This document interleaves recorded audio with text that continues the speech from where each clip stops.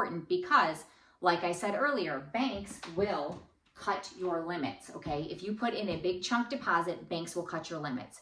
So what we ask you guys to do, and what you should always start out with when you have a maxed card strategy that you're gonna run through Velocity Banking, is our micro-pay strategy.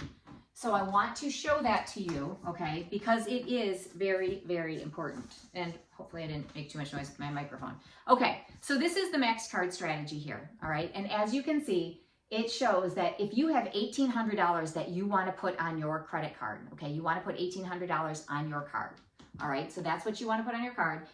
And you want to, basically what you want to do is divide it by, divide it by 15, okay? Because you, not divide by 15. Yeah, you do. So that you are putting $120 on your card every other day of the month, okay? Or every other day of that statement period, let's put it that way. Because what we want to do is we want to take $1,800, but we want to split it out, and we don't want to make one big chunk onto that card because the cards could be dropped, right? They could drop your limits. So then what you're going to do is you're going to make a $120 payment every other day for 15 days, okay? So obviously you're going to do every other day puts 15 days if the month is 30, right? So 15 days, 120 bucks. So you're going to do it about every other day. There might be a day there where you have to do 122 days in a row. Number one, what that does for you is it still allows you to use that card because you're paying on it, using it, paying on it, using it, right?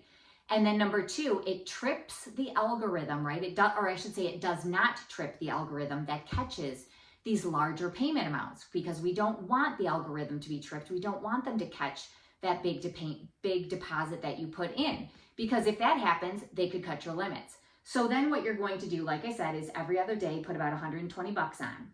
Now, then what you can do is the next month, back it down from 15 to 10 times a month. All right, so then you're going to bump it up to 180, and you're going to put 10 of those on per month. Okay, so 18, that equals 1,800. So you're going to then decrease the frequency each month of the, you're going to decrease the frequency, but increase the payment amount. Okay, and you're going to kind of do that every month to try to get that to, you know, a one-time deposit. But you guys do this slowly, and I want you to do it over a few months worth of time so that they don't cut your limits.